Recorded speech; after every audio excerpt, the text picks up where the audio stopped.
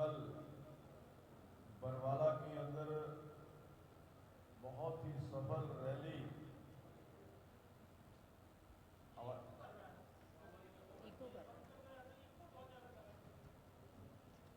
इसको उठा करके ठीक कर दो यार रॉबिन, थोड़ा इधर कर दो। साउंड कम कर, हाँ अब ठीक हो गया। कल बरवाला के अंदर हमारे आदरणीय मुख्यमंत्री श्री नायब सिंह सैनी जी के आगमन पर बहुत ही एक सफल विशाल जो जन आशीर्वाद रैली का आयोजन हुआ। उस रैली के अंदर हजारों लोगों ने पार्टिसिपेट किया और उसके लिए मैं आप सभी का, आप सब लोग पत्रकार साथी वहां पर आए, आपका बहुत बहुत धन्यवाद। आज की ये पत्रकार वार्ता मैं एक विशेष जानकारी आपको देने के लिए मैंने आपको कष्ट दिया है। हमारे भाई चंद्रमोहन जी जो कांग्रेस के उम्मीदवार हैं, 1993 से लेकर के 2009 तक वो लगातार विधायक रहे। उनकी जो काम किए उन्होंने,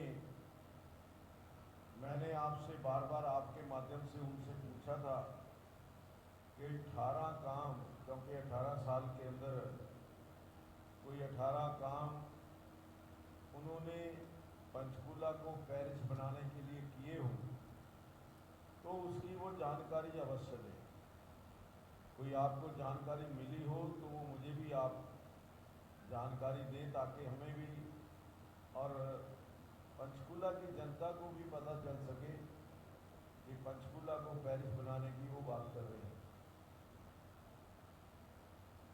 किस प्रकार से वो पंचकूला को पेरिस अगले 5 साल में बनाएंगे, कोई उसकी भी योजना हो तो वो भी आपके माध्यम से मिले तो बहुत अच्छा होगा।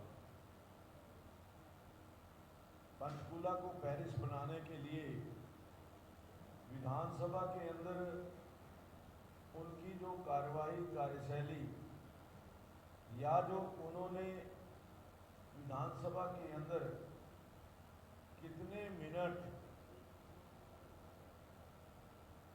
एक साल के अंदर समय दिया विधानसभा के अंदर बोले, उसकी मैं कुछ डिटेल आपको देना चाहता हूँ।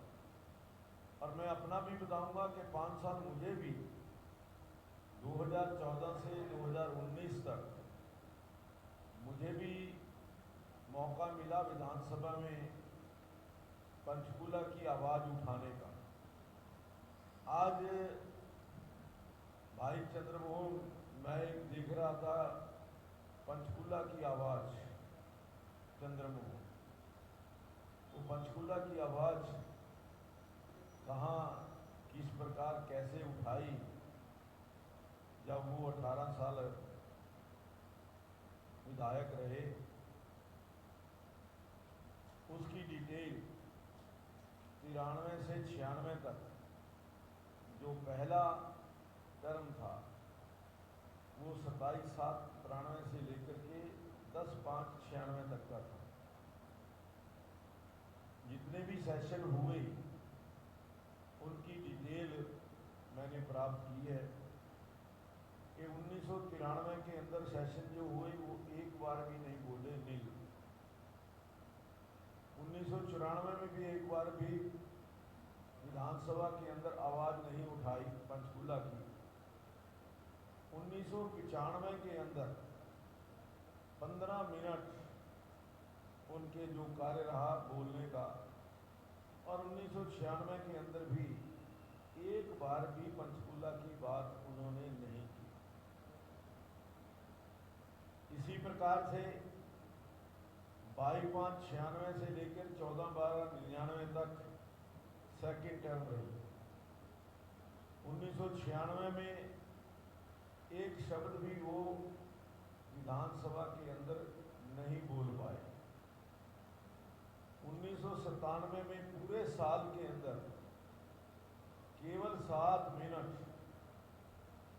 उन्होंने विधानसभा के अंदर पंचकूला के बारे बात की। 1998 में 10 मिनट और 1999 में 1 मिनट भी उन्होंने आवाज़ नहीं उठाई, यानी पूरी टर्म के अंदर 16 मिनट। और तीसरी टर्म जो थी 9/3/2000 से लेकर के 8/3/2005 तक, पूरे 5 साल में केवल 6 मिनट, 5 साल में 6 मिनट वो विधानसभा के अंदर उन्होंने पंचकूला की आवाज़ उठाई। ये थी 9/3/2000 से लेकर 2002, 8/3/2005। पूरे 5 साल में केवल 6 मिनट। कहाँ रहे? विधानसभा के अंदर क्यों नहीं बोल पाए? विधानसभा की अंदर पंचकूला की आवाज़ वो क्यों नहीं उठा पाए?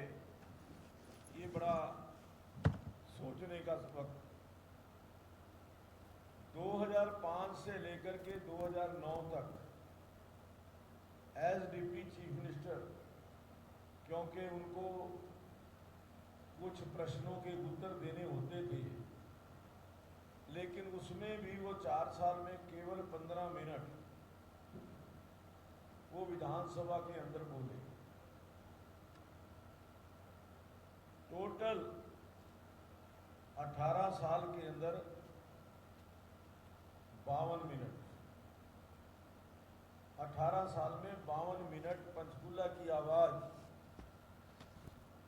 उन्होंने विधानसभा के अंदर उठाई। और 1993 से 2005 37 मिनट और 2005 से 2009 तक 15 मिनट, टोटल 52 मिनट। और मेरे को 5 साल का जो समय मिला,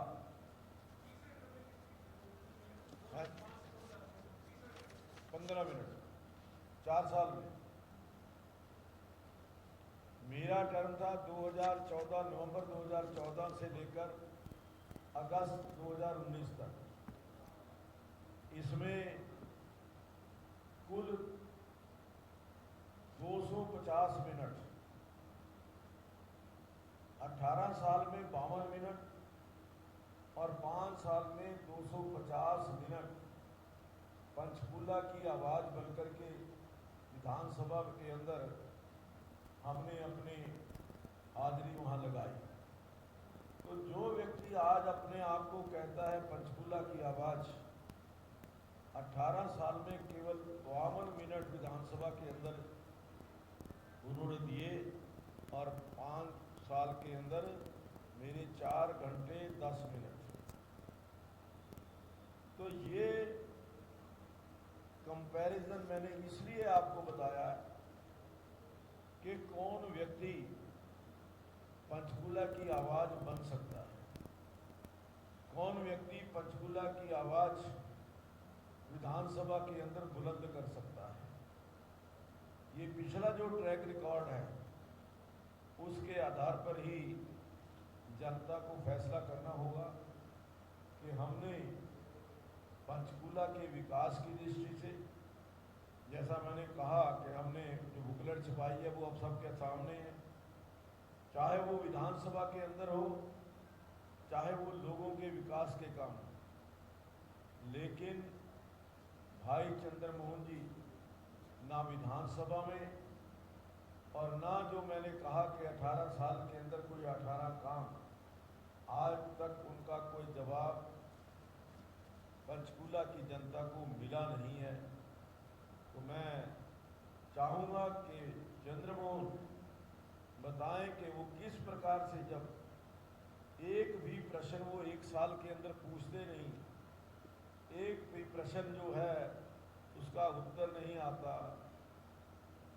एक भी प्रश्न वो विधानसभा के अंदर लगाते नहीं, तो किस प्रकार से पंचकूला के लोगों का वो कल्याण करेंगे, सुधार करेंगे। तो ये जो मैंने डिटेल्स ली है, आपको बताई है, जो फैक्ट्स हमारे पास विधानसभा के अंदर होते हैं उसके अनुसार आज जिस प्रकार से मैंने कहा कि कल सफल रैली का आयोजन हुआ, आज अनुसूचित मोर्चा सम्मेलन, हम मोर्चों के सम्मेलन जो है वो अगले 3 दिनों के अंदर करने जा रहे हैं। आज ही अनुसूचित मोर्चा का सम्मेलन आत्म ऑडिटोरियम सेक्टर 1 के अंदर, गुरुकुल के अंदर होने जा रहा है। महिला मोर्चा सम्मेलन कल यानी दिन सोमवार 23 सितंबर को होने जा रहा है सेक्टर 15 के सामुदायिक केंद्र के अंदर। और युवा मोर्चा का सम्मेलन भी सेक्टर 15 के जो हमारा कम्युनिटी सेंटर है उसी के अंदर होने जा रहा है। तो आज जिस प्रकार की लहर और आंधी पंचकूला के अंदर चल रही है, जो हमारे कार्यकर्ता हैं घर घर जाकर के लोगों से मिलकर के प्रचार प्रसार कर रहे हैं, आज ये स्पष्ट दिखाई दे रहा है कि तीसरी बार पंचकूला से भारतीय जनता पार्टी की भारी बहुमत से जीत हो। मेरा तो आपसे इतना ही निवेदन था। कोई क्वेश्चन आपने पूछना हो, प्रश्न पूछना हो तो आज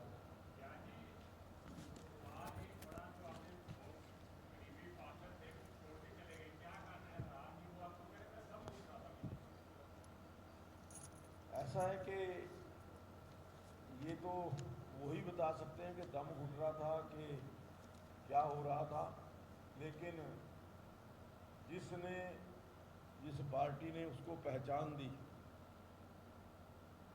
चुनाव लड़ने से पहले कोई सुनीत संगला की पहचान कहीं पर नहीं थी। जो व्यक्ति उस पार्टी को छोड़ सकता है वो दूसरी पार्टी के अंदर जाकर के क्या करेगा। वैसे तो हमारे लोग तो कह रहे हैं कि बहुत अच्छा हो गया, क्योंकि सेक्टर 21 के अंदर जो नेगेटिविटी थी इसलिए उसका दम घुट रहा था कि सेक्टर 21 के लोग उसको गली में पकड़ करके पूछते थे कि ये यहाँ ये काम नहीं हुआ, ये काम नहीं हुआ। आज वो उस नेगेटिविटी को छुपाने के लिए ये कहना कि दम घुट रहा था, तो मैं समझता हूँ कि उचित नहीं है। उसका दम तो लोगों ने ही घोट रखा था 21 सेक्टर के अंदर।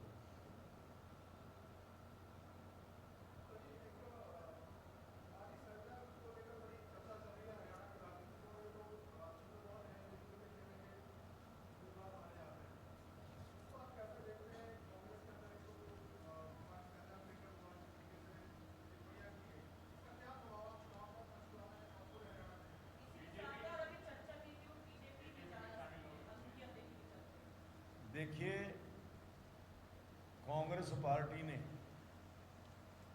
हमेशा दलितों का अपमान किया है,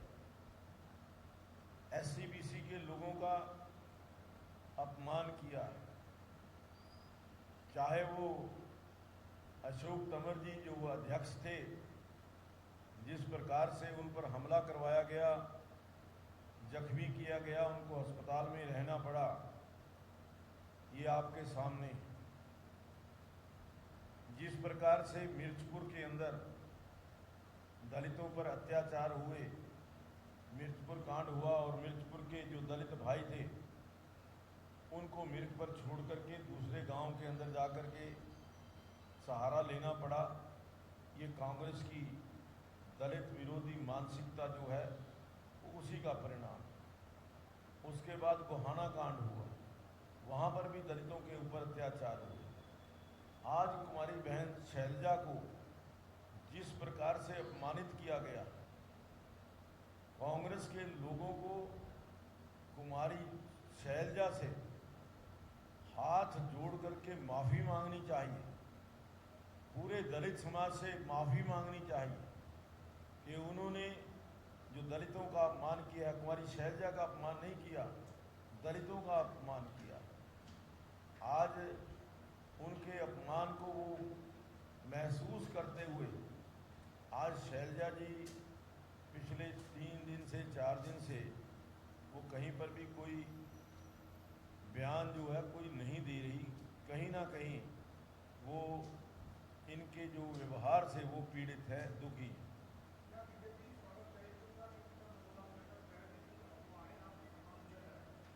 जब कोई ऐसा प्रस्ताव आएगा या ऐसी कोई बात आएगी तो उसके ऊपर जरूर विचार किया जाएगा।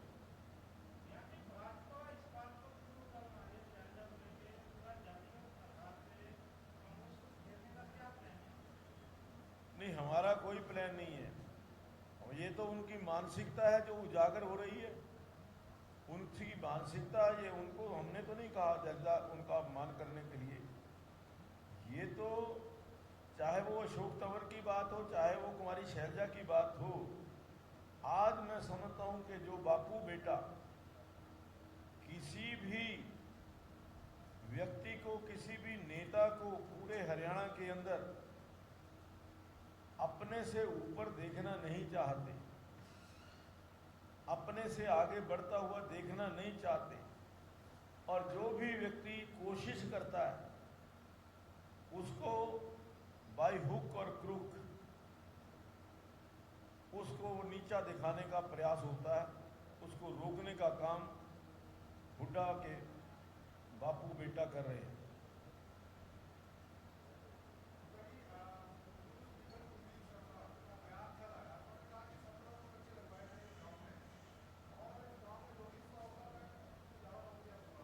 ये भी आपने ठीक कहा। मैं 3 विधायकों के बयानों की चर्चा करूं। पहले नीरज शर्मा ने कहा कि चौधरी भूपेंद्र सिंह हुड्डा ने मुख्यमंत्री बनने के बाद मुझे 2000 नौकरियों का कोटा अलॉट कर दिया।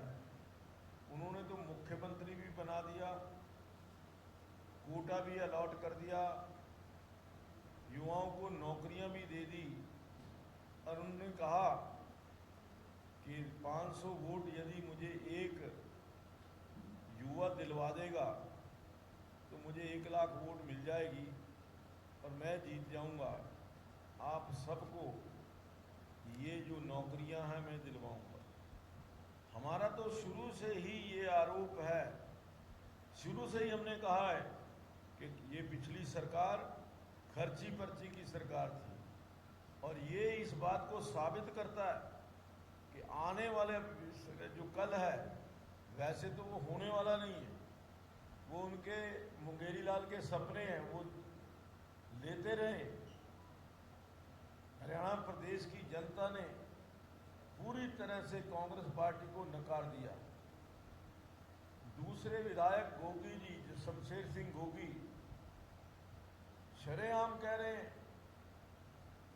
कि अगर मैं विधायक बनूंगा, पहले अपना पेट भरूंगा, फिर मेरे रिश्तेदारों का पेट भरूंगा, और फिर जनता का भी पेट भरूंगा।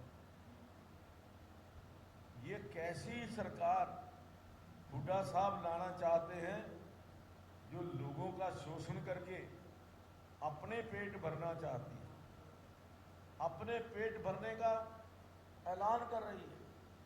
इसी प्रकार से कुलदीप शर्मा जी का बयान, कांग्रेस पार्टी बौखला गई है, बौखला गई है। कोई भी लालच, कोई भी बात करके वो वोट हासिल करने का प्रयास कर रही है, लेकिन हरियाणा प्रदेश की जनता ने मन बना लिया है कि हरियाणा प्रदेश के अंदर तीसरी बार भी भारतीय जनता पार्टी की सरकार बनेगी।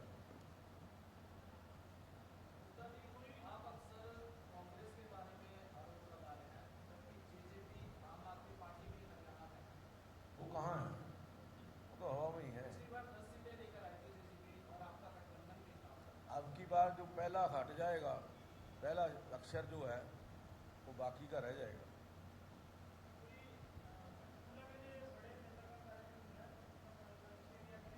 अभी जब तक फाइनल नहीं हो जाता कोई भी चर्चा करना व्यर्थ है।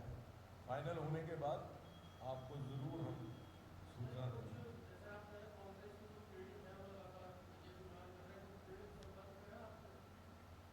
पीड़ित मैंने नहीं कहा। हाँ, पीड़ित हैं वहाँ पे लोग, दलित लोगों का अपमान हो रहा है, दलित लोगों को उनको नीचा दिखाने का प्रयास किया जा रहा है। वो वहाँ कांग्रेस पार्टी के अंदर जिस प्रकार से उनका अपमान हो रहा है, वो उसके बारे में जो पूरा समाज है, दलित समाज, कांग्रेस पार्टी को उसका जवाब देगा।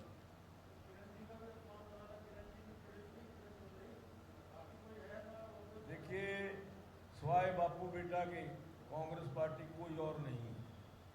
आज हरियाणा प्रदेश के अंदर बापू बेटा ही है।